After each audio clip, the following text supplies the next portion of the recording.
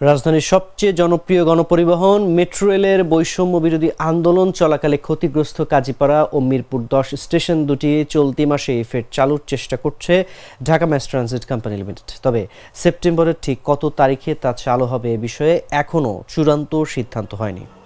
ডিএমসিটিএল সূত্র জাগো নিউজকে এ তথ্য নিশ্চিত করে। সূত্রটি জানায়, বৈষম্য বিরোধী ছাত্র আন্দোলন চলাকালে হামলা ভাঙচুরে এই দুটি স্টেশনের ব্যাপক ক্ষয়ক্ষতি হয়েছে।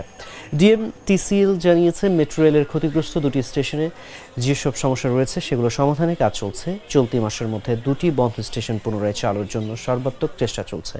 আগামী 18 সেপ্টেম্বর ডিএমটিসিএল অংশীজনদের নিয়ে একটি বৈঠকের প্রস্তুতি নিচ্ছে। বৈঠকে মেট্রোর ওই দুটি স্টেশন চালুর বিষয়ে দিনক্ষণ চূড়ান্ত করা হতে পারে।